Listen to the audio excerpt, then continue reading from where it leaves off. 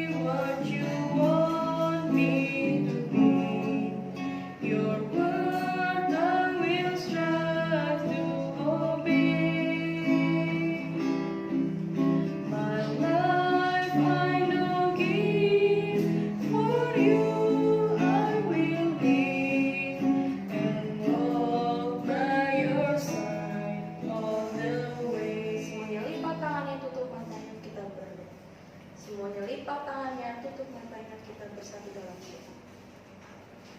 Bapa kami yang di surga, kami bersyukur Engkau telah memilih kami, Engkau telah memanggil kami di antara begitu banyak anak-anak-Mu di dunia. Kami bersyukur hari ini kami boleh datang merendahkan diri kami di hadapan Tuhan untuk beribadah kepada Tuhan. Sucikan, kuduskan hati setiap kami, agar ibadah ini boleh layak di hadapan Tuhan. Hanya di dalam nama Tuhan Yesus kami berdoa. Amin. Cici mau sapa sekali lagi, selamat siang adik-adik. Nah, meskipun adik-adik di rumah, tapi adik-adik memuji Tuhannya cuma di gereja aja. Enggak ya, ada lagu yang berkata kalau dari terbit matahari sampai pada masuknya kita harus memuji Tuhan. Bukan cuma di gereja doang ya, tapi di rumah, kita ibadah di rumah juga harus memuji Tuhan dengan sungguh-sungguh. Kita angkat pujian dari terbit matahari sampai pada masuknya. Biarlah nama Tuhan dipuji. Dari terbit matahari sampai pada masuknya, biarlah nama Tuhan dipuji. Dari terbit matahari sampai pada masuknya, biarlah nama Tuhan dipuji.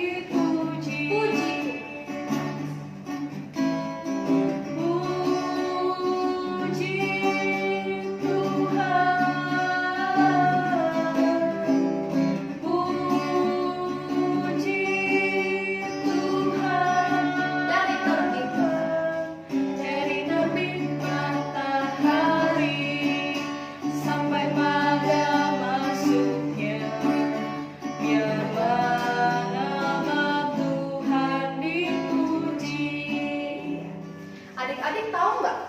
Kalau Cici dan adik-adik kita semua itu bersaudara. Bersaudara.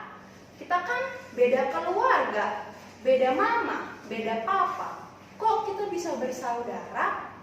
Kita semua bersaudara di dalam Yesus. Mari kita angkat pujian, aku dan kamu dan dia. Kita semua satu di dalam Yesus.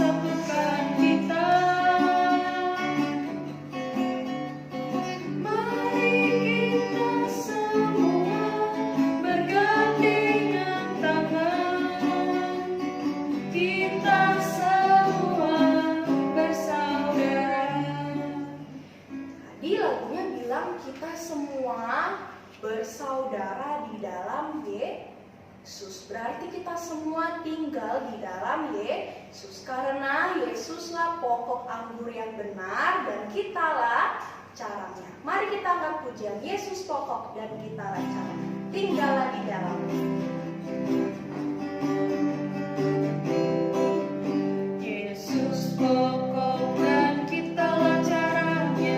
Tinggallah di dalamnya.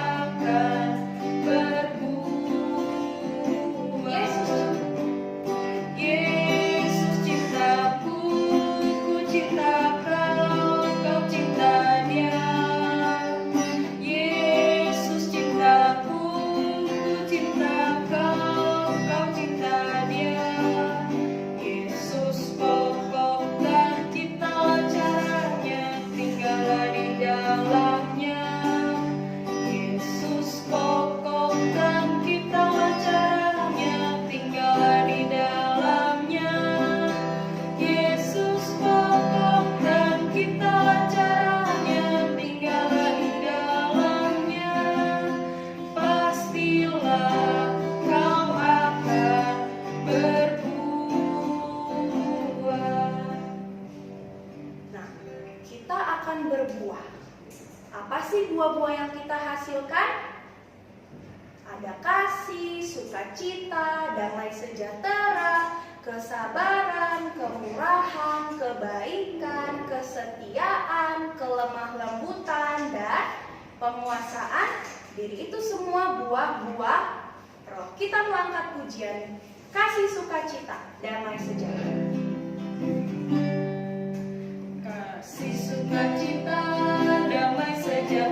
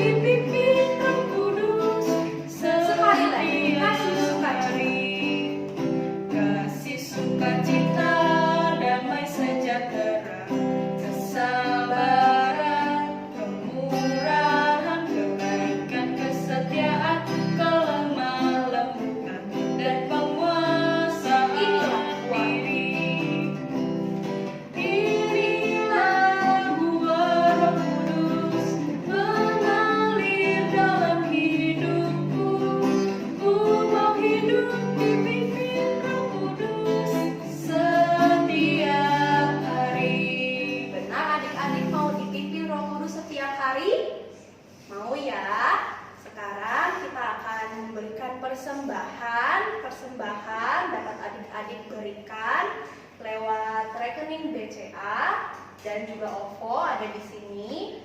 Nah, kalau adik-adik bisa minta tolong mama papa atau cici koko. Tapi kalau adik-adik mau bawa langsung ke gereja, boleh disimpan dulu di dalam amplop. Lalu nanti ketika kita sudah kembali lagi ibadah di gereja seperti biasa, boleh adik-adik bawa dan dimasukkan ke dalam kantong persembahan. Kita mau angkat satu pujian. Aku diberkati, sepanjang hidupku diberkati. Aku diberkati, sepanjang hidupku diberkati. Bila bangun pagi hari, siang berganti malam, aku diberkati. Aku diberkati, sepanjang hidupku diberkati. Bila bangun pagi hari, siang berganti malam, aku diberkati. Sekarang kita akan mendengarkan pengumuman. Nah, hari Kamis kita akan ada persekutuan Nah, jam 6 sore ya. Nanti link ibadah akan di-share oleh cici kokonya. Adik-adik boleh nonton lewat YouTube GKAI Ampera. Nah, sekarang kita akan mendengarkan firman Tuhan. Kita mau siapkan hati kita untuk mendengarkan firman Tuhan. Dengan sikap sungguh-sungguh kita mau angkat pujian. Cari dahulu kerajaan Allah dan kebenaran.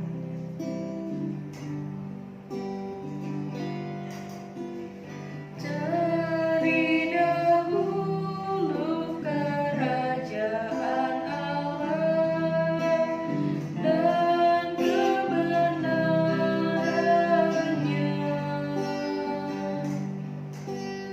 dan semua itu ditambahkan padamu.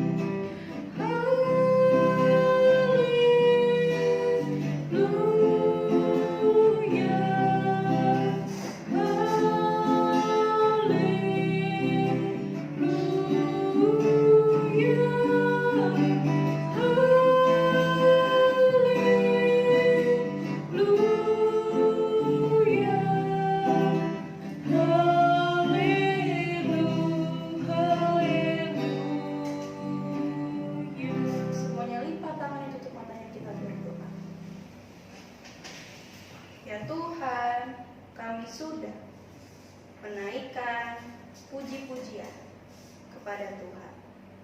Kiranya Tuhan pimpin puji-pujian kami agar dapat berkenan di hati Tuhan. Tiba saatnya kami akan mendengarkan firman Tuhan. Tuhan pimpin setiap kami agar boleh mendengarkan dengan baik serta menjadi pelaku firman Tuhan dan juga boleh menghasilkan buah-buahan. Pimpin juga Cici Koko yang akan menyampaikan.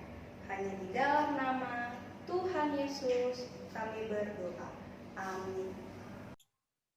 Halo adik-adik, apa kabar? Semoga semuanya sehat selalu ya.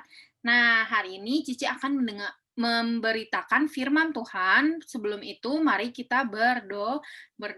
Lipat tangannya, tutup matanya, mari kita berdoa. Ya Tuhan, terima kasih karena Tuhan telah memimpin hidup kami sampai hari ini.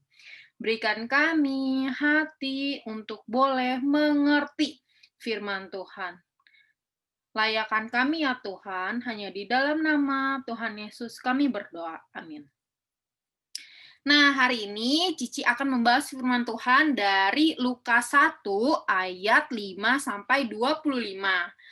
Lukas 1 ayat 5 sampai ke 25. Bagi kalian yang sudah bisa membaca, silakan dibuka Alkitabnya di Lukas 1 ayat 5 sampai 25. Nah, kira-kira kalau Cici tanya, Lukas itu di perjanjian baru atau perjanjian lama sih? Ada yang bisa jawab nggak? Lukas itu di perjanjian baru, ya. Kitab keberapa? Coba kita hitung. Matius, Markus, Lukas. Kitab ketiga perjanjian baru, ya. Lukas 1 ayat 5 sampai ke 25. Nah, tentang siapa sih? Mari kita lihat. Tentang Yohanes Pembaptis. Nah, tapi sebelum kita cari tahu tentang Yohanes Pembaptis, kita akan belajar dulu nih tentang orang tuanya. Siapa sih orang tuanya Yohanes Pembaptis dan bagaimana sih sampai bisa Yohanes Pembaptis lahir? Yuk, mari kita baca di Lukas 1 ayat 5 sampai ke 26, tapi nanti kita baca setengah dulu ya. Lukas 1. Pada zaman Herodes, Raja Yudea adalah seorang imam yang bernama Zakaria dari rombongan Abia. Istrinya juga berasal dari keturunan Harun, namanya Elisabet. Keduanya adalah benar di hadapan Allah, dan hidup menurut segala perintah dan ketetapan Tuhan dengan tidak bercacat. Tetapi mereka tidak mempunyai anak.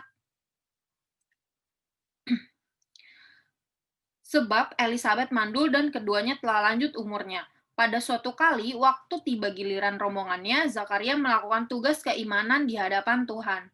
Sebab ketika diundi sebagaimana lazimnya untuk menentukan imam yang bertugas, dialah yang ditunjuk untuk masuk ke dalam bait suci dan membakar ukupan di situ. Sementara itu, semua umat berkumpul di luar dan sembayang. Waktu itu adalah waktu pembakaran ukupan. Nah, jadi kita baca sampai di ayat ke-11 ya. Ayat ke-10, sorry. Nah, kita sudah baca ayat 1 sampai ke-10. Nah, sebelum Yohanes Pembaptis lahir, ya, Yohanes Pembaptis ini punya dua orang tua. Nah, dua orang tua ini siapa sih namanya? Ada yang tahu nggak? Zakaria dan Elisabet. Jadi, Allah sebelum menurunkan Yesus Kristus ke dalam dunia, sebelum Yesus Kristus lahir, Allah telah mempersiapkan seorang nabi, yaitu namanya Yohanes. Dia akan mempersiapkan jalan bagi Tuhan ya. Dia akan mempersiapkan umat yang layak bagi Yesus. Nah, sebelum Yohanes Pembaptis lahir, kita mau lihat dulu yuk kedua orang tuanya ini siapa, yaitu Zakaria dan Elisabet. Nah, Zakaria dan Elisabet ini adalah orang yang benar di hadapan Tuhan, orang yang taat kepada perintah-perintah Tuhan, dan Zakaria ini adalah imam ya, imam. Zakaria ini imam dan dia melayani di bait Allah. Nah, pada waktu itu ya, waktu mau melayani Allah, itu semuanya pelayan-pelayan Tuhan diundi. Jadi, nanti kalau namanya keluar undian, mereka baru boleh melayani Allah. Mereka ganti-gantian ya lewat undian. Nah, pada waktu itu yang keluar undiannya namanya adalah Zakaria. Akhirnya Zakaria pun melayani Tuhan di bait Allah. Nah, bait Allah itu apa sih? Bait Allah itu adalah tempat di mana umatnya bisa beribadah kepada Allah ya, tempat di mana umat Allah bisa beribadah kepada Allah ya. Nah, waktu itu Zakaria sedang melakukan pembakaran ukupan ya di bait Allah. Nah, tiba-tiba malaikat datang yang menghampiri Zakaria. Lalu Zakaria mukanya bingung, kaget ya, dia takut juga. Apa nih? Ya, ada ada apa nih? Ada malaikat. Lalu malaikat itu bilang, "Jangan takut, Zakaria. Kamu sebentar lagi akan memiliki seorang anak laki-laki dan kamu harus menamakan dia Yohanes." Namanya siapa? Yohanes. Nanti anak itu akan melakukan perintah Tuhan yang tadi Cici bilang apa? Akan mempersiapkan umat yang layak bagi Tuhan, ya akan mempersiapkan umat yang layak bagi Tuhan. Nah, lalu Zakaria bingung. Anak, gimana? Anak.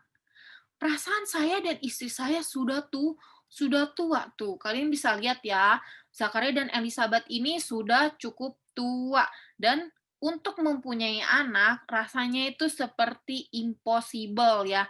Ya, seperti tidak mungkin gitu karena menurut hukum alam juga Elizabeth sudah berhenti haid dan sudah menopause, jadi dia tidak bisa melahirkan anak lagi. Dan juga rasanya si Zakaria ini yang udah tumbuh jenggot, yang udah tua, itu kalau untuk menjadi bapak itu agak susah si Zakaria berpikir. Kami berdua ini sudah tua, gimana caranya punya anak ya? Zakaria tidak percaya. Lalu malaikat Tuhan bilang apa?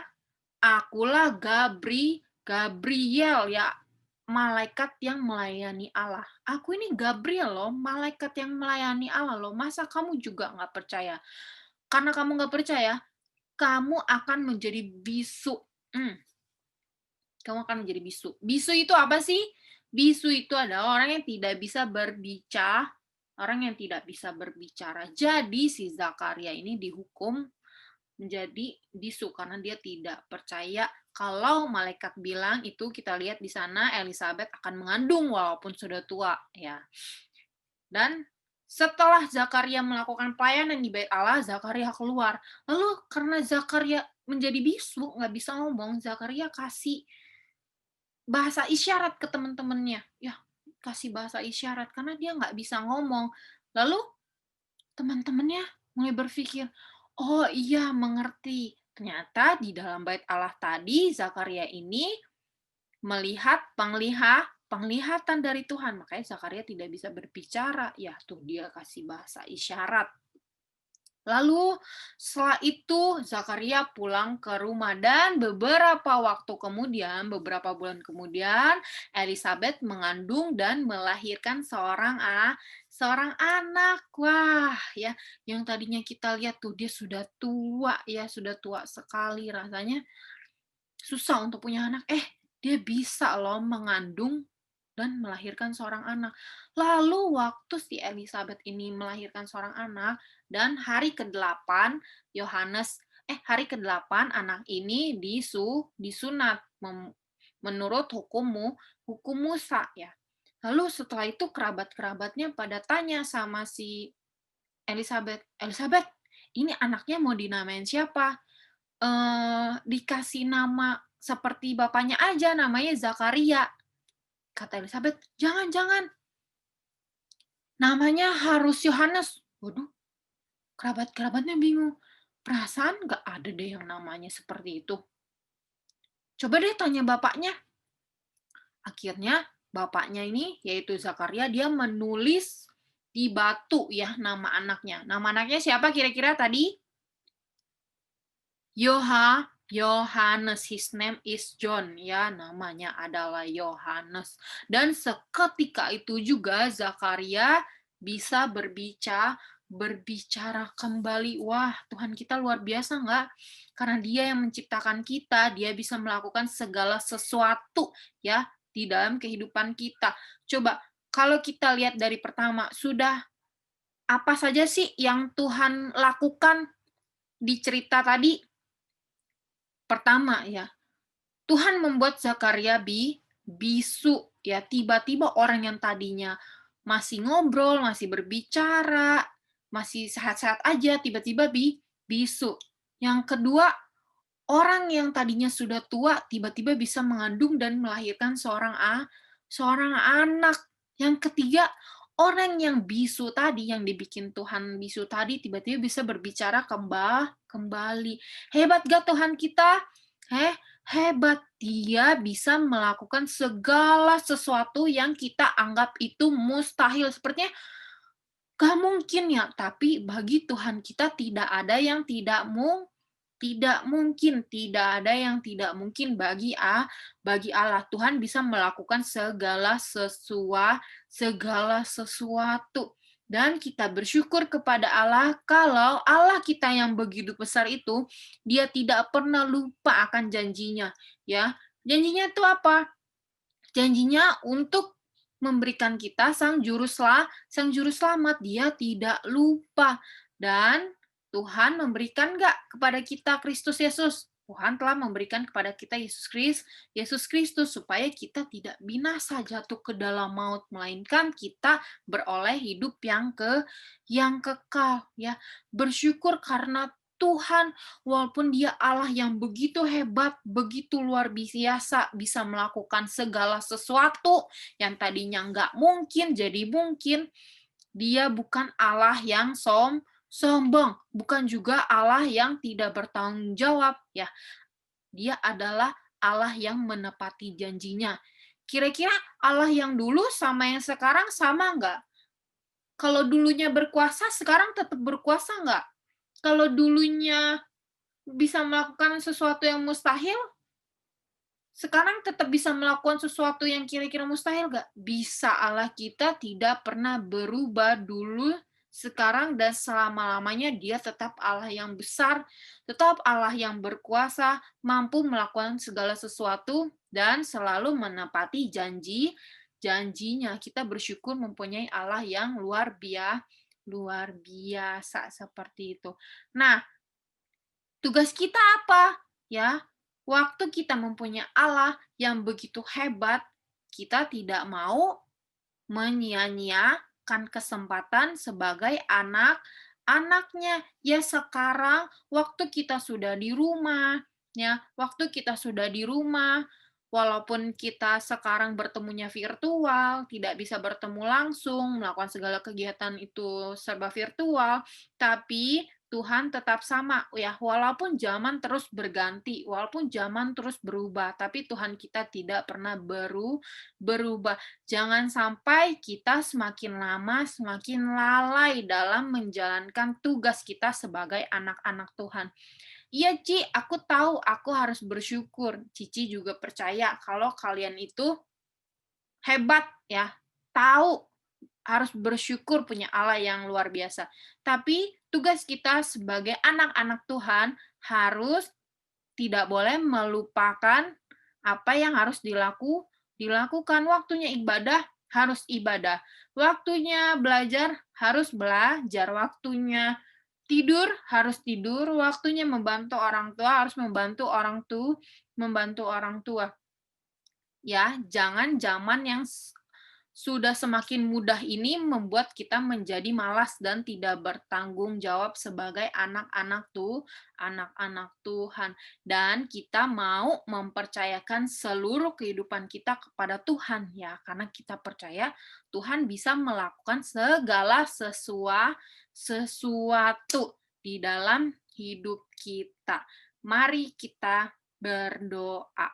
Lipat tangannya, tutup matanya, kita berdoa.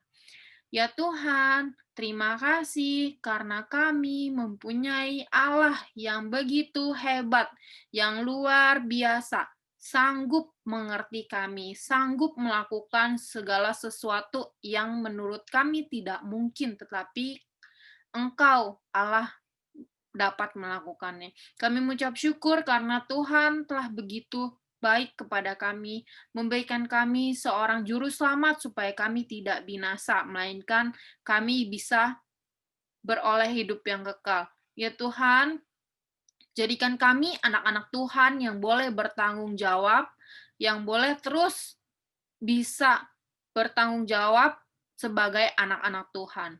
Hanya di dalam nama Tuhan Yesus kami berdoa. Amin.